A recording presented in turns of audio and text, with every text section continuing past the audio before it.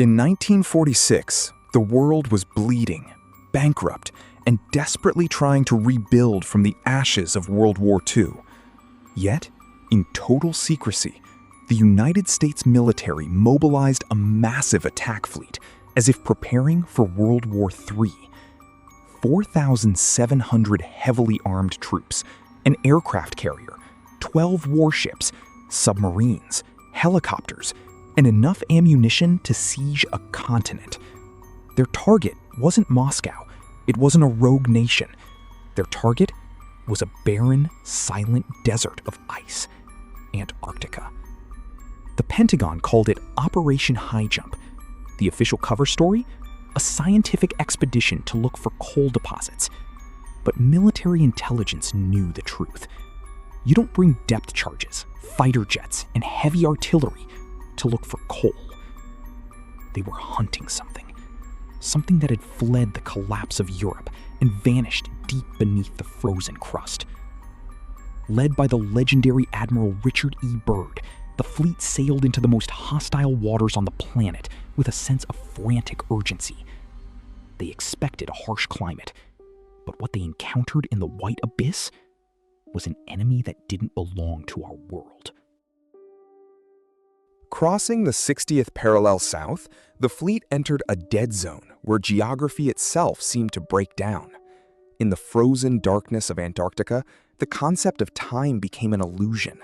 The sun never set or never rose, blending days into a single white nightmare. As they established the base camp, Little America 4, military engineers noticed their advanced equipment failing without explanation. Radar screens filled with phantom signatures, targets that moved at impossible speeds, then vanished into the radar blind spots. The temperature dropped below what human skin could survive, but the real enemy wasn't the cold. It was the absolute suffocating silence. Men began reporting auditory distortions, hearing metallic frequencies vibrating through the ice miles beneath their feet. Pilots flying reconnaissance missions over the uncharted interior looked down and saw anomalies that defied government maps. On December 30th, the routine mapping mission dissolved into a classified tactical disaster. A Martin PBM Mariner flying boat suddenly exploded in mid-air over the uncharted ice, killing several crew members instantly. The official Pentagon report blamed a sudden blizzard and engine failure, but the surviving logs whispered of something far more terrifying. Multiple pilots reported being swarmed by silent, metallic objects that maneuvered vertically without wings, cutting through the freezing air at impossible speeds. Panic rippled through the fleet. The heavily armed warships were entirely useless against an enemy that couldn't be tracked or targeted. The operation was scheduled to last for 6 full months, but after just several weeks of unexpected encounters and heavy equipment losses, the command panicked. A frantic, absolute order was broadcasted across the entire fleet. Abort the mission immediately. Pack the base, retreat. On the long journey back, Admiral Byrd broke military protocol. He gave a chilling, candid interview to a Chilean newspaper. He warned that the United States must prepare for defensive measures against enemy craft that could fly from pole to pole at incredible speeds. The response from Washington was immediate and ruthless.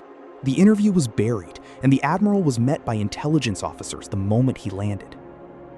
Byrd was brought before the Joint Chiefs of Staff behind locked doors. He was intensely interrogated and ordered never to speak publicly of his findings again. All operational diaries, radar logs, and photographic reels from Operation Highjump were classified under the highest level of national security. A hero who had expanded the boundaries of human geography was effectively silenced. But the numbers from the mission couldn't be easily erased.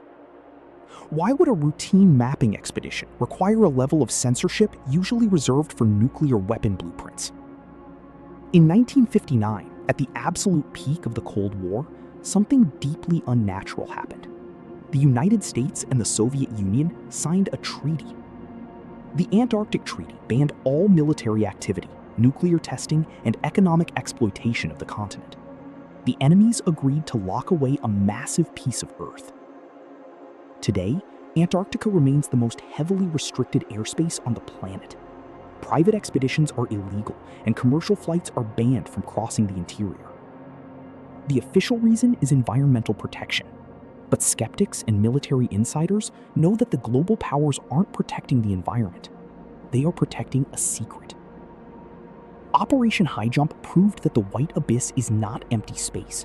It is a tomb for a technology or civilization that science refuses to recognize. Next time you look at a global map and see a vast, peaceful white mass at the bottom, remember Admiral Byrd's panic. The ice isn't just freezing water, it's a locked door.